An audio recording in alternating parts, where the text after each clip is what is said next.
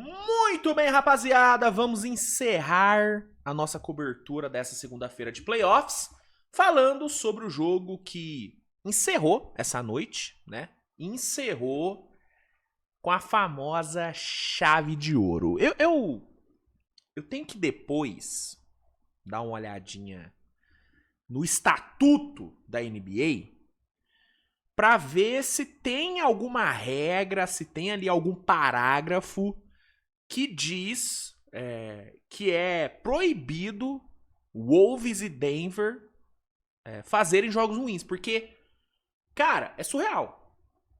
É surreal. Sim, esses dois times, eles são incapazes de entregar um jogo ruim. Incapazes. Todo jogo entre os dois é jogão. Todo jogo.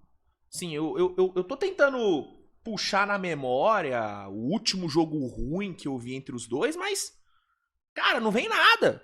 Sim. Todo jogo que eu lembro de Denver e Wolves foram jogaços, né? E hoje não foi diferente, né? Depois de um jogo 1 que foi muito bom, que foi muito disputado, físico pra caramba e tal, o jogo 2 foi ainda melhor, né? Um jogo 2 que começou com o Denver dominando, né? Denver fez um primeiro quarto, cara, avassalador, assim, controlando completamente o jogo, dominante na defesa, brilhante no ataque, fazendo tudo funcionar, mesmo com o Nikola Jokic pouco produtivo no primeiro tempo, assim como foi, né? No primeiro tempo do jogo 1, né? O Jokic também não fez nada no primeiro tempo do jogo 1. Hoje não foi diferente. Mas ele conseguiu ali ajudar nas assistências, fez o ataque fluir, não pontuou, né? Não pontuou muito, mas fez o ataque fluir. E o Jamal Murray brilhou, né? O Jamal Murray, primeiro tempo, de almanac do Jamal Murray, foram 20 pontos pra ele, destruindo o primeiro tempo. E Denver, cara, chegou a botar quase 20 no primeiro quarto. Botou 19 de vantagem, entendeu? Parecia que pela primeira vez nós teríamos um jogo ruim entre Denver e Minnesota, porque o jogo estava muito desequilibrado. Minnesota parecia entregue. Só que só parecia, né? Porque ali, a partir do segundo quarto, Minnesota conseguiu voltar para o jogo muito na conta do Anthony Edwards, que mesmo com o seu joelho biônico, né, mesmo com a perna só, assim como o Saci Pererê, ele... cara, ele destruiu, assim. Impressionante o que o Anthony Edwards fez dentro das suas limitações ali. Que claramente ele não tá 100%. É muito nítido que o Anthony Edwards tá meio que jogando no sacrifício, né? Dá pra ver claramente. Só que mesmo assim, mano, o moleque destruiu. Destruiu. Conseguiu, na unha, colocar Minnesota no jogo, recolocar, né, Minnesota no jogo. E o que era uma desvantagem de 19 virou uma vantagem de 2, 3 pontos ali no segundo quarto. Não é que Minnesota só se recuperou, Minnesota virou o jogo. Minnesota tomou conta do jogo. Muito por conta do Anthony Edwards, claro. A defesa também tendo um papel fundamental. Fundamental. Rudy Gobert. Hoje, vou te falar, hoje não vai dar pra falar mal do homem, não. Hoje o homem destruiu. Assim, o Gobert hoje, mesmo não colocando números tão expressivos, o impacto do cara foi bizarro, bicho. Bizarro. Outro que foi muito bem hoje e que foi muito criticado nesse canal depois do jogo 1, Julius Randle, né? Julius Randle também foi outro que... se Minnesota... assim, a vitória de Minnesota, ela passa diretamente por Julius Randle. Ele não foi, pra mim, o maior responsável, né? Se eu fosse fazer uma hierarquia dos maiores responsáveis pela vitória de Minnesota, eu colocaria o Gobert, pela defesa que ele executou em cima do Jokic, Anthony Edwards, pela forma como ele colocou Minnesota no jogo, depois do começo terrível, McDaniels, pelo trabalho impecável que ele fez no Jamal Murray, ali no segundo tempo, e aí eu coloco o Julius Randle. Fundamental, cara. Fundamental. Eu que tanto critiquei a falta de empenho dele no jogo 1, né? Um empenho defensivo, um esforço defensivo, que pra mim faltou completamente. Irmão, hoje ele entregou. Né? O segundo tempo do Julius Randle, cara, na parte defensiva, foi fantástico, assim. E cumprindo seu papel no ataque. Né? Fazendo seus pontos, ajudando nas assistências, sendo um bom conector. Hoje o Julius Randle jogou pra caralho. Jogou pra caralho. Então, Minnesota saiu do buraco no primeiro quarto, conseguiu a virada no segundo período, acabou tomando um empate, né, numa bola espírita que o Jamal Murray achou ali no meio da quadra, no estouro do relógio.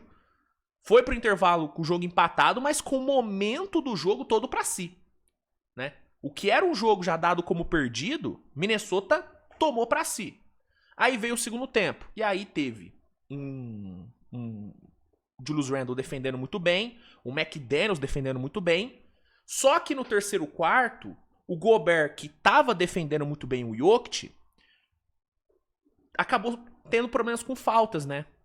Teve problemas com faltas, teve que ficar um tempo no banco, o que permitiu com que o Jokic entrasse no jogo. Né? O Jokic que não tinha pontuado, acho que ele tinha marcado o quê? Uns 6 pontos no primeiro tempo? Se muito, né? Se muito, ele marcou 6 pontos. No terceiro quarto, ele foi, porra, espetáculo, né? O segundo quarto do Jokic foi, porra, brilhante. Mas brilhante. Deixa eu até ver se eu acho os números aqui.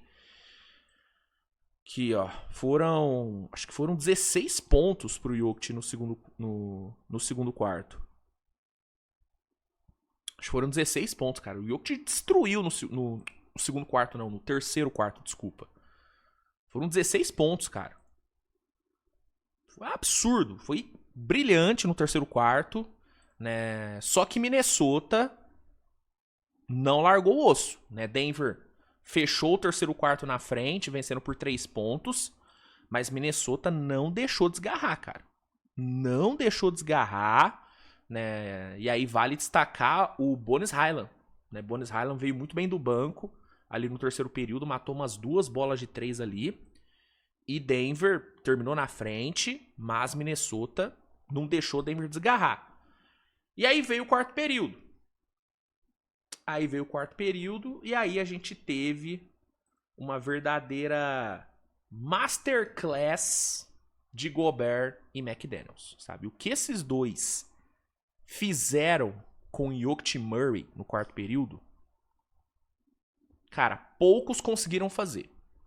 Sabe? Os dois, eles conseguiram parar o melhor jogo de 2 homens do basquete mundial. Sabe? O melhor two-man game do basquete mundial é Jokic e Murray. Gobert e McDaniels anularam esse two-man game. Anularam. Sabe? O Jokic e o Murray não conseguiram criar nada no quarto período. Mas sabe o que é nada? É nada, nada. Se o máximo que o Jokic fez foi um posterizing lindo pra cima do Gobert. Foi maravilhoso, mas só isso. De resto, em todos os embates individuais, o Gobert ganhou todos. Todos. O mesmo Gobert que no segundo tempo do jogo 2, no segundo tempo do jogo 1, perdeu todos os embates com o Jokic praticamente, hoje no quarto período ele ganhou todos, tá? E o McDaniels, assim, o que ele fez com o Jamal Murray, lembrou, né, a última série entre os dois, né?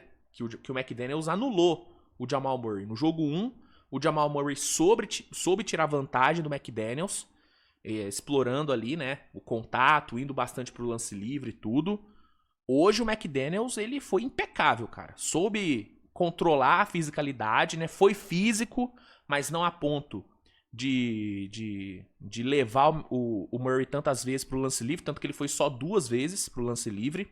Uma coisa que eu acho que aconteceu, acho não, tenho certeza que aconteceu, foi o cansaço, cara.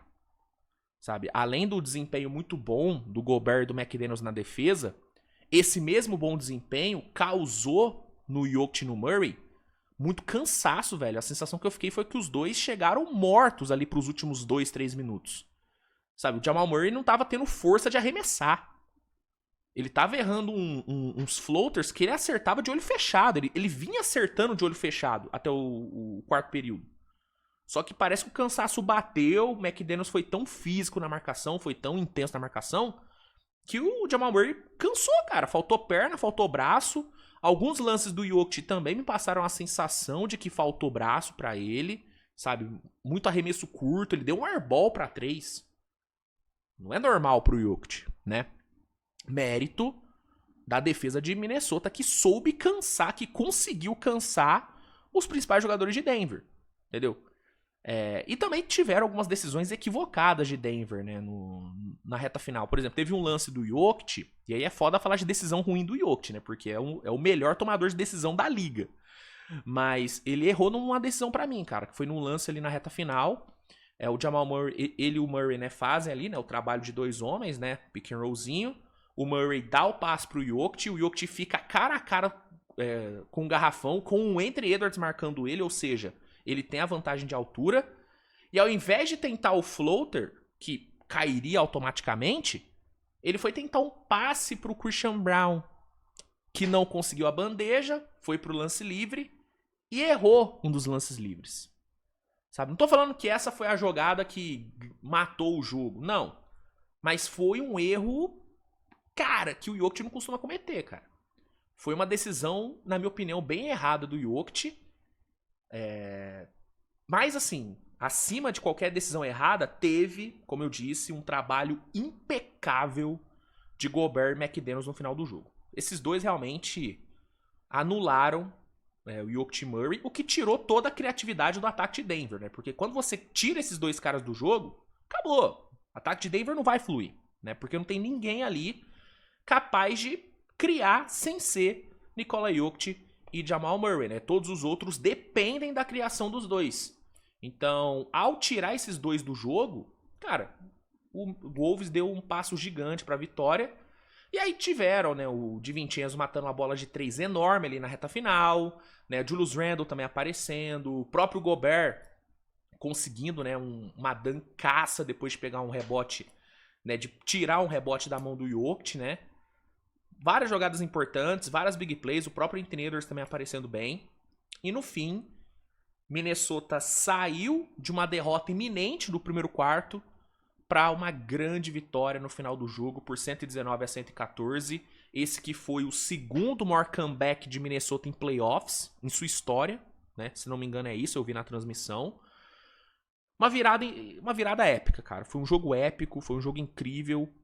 Realmente uma batalha, mano. Uma batalha campal que foi vencida por Minnesota, que vai agora para casa com uma grande vitória na mala, cara. A vitória de hoje, ela é muito grande, mano.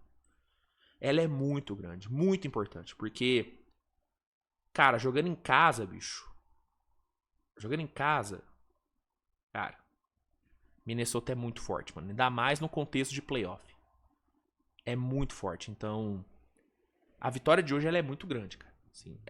Assim, óbvio que não é impossível o Denver ganhar lá em Minnesota, porque é Denver, é Jokic, é Jamal Murray, os dois são capazes de arrancar uma vitória lá. Mas, cara, perder um jogo desse em casa, estando vencendo por 19, dói. Dói pra caramba. Ainda mais, né, por terem sido dominados na parte física, especialmente no quarto período, sabe? Então, é um resultado que mexe com o anímico da série, velho. Mexe muito com o anímico da série.